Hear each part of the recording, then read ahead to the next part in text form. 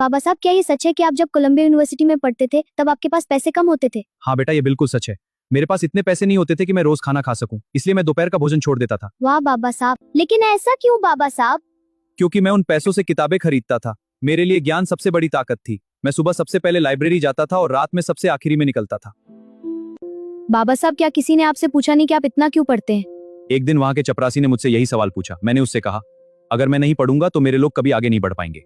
अच्छा बाबा साहब, जब आप भारत वापस आए तो क्या सब ठीक हो गया? नहीं बेटा, मुझे बड़ौदा में बहुत अपमान सहना पड़ा।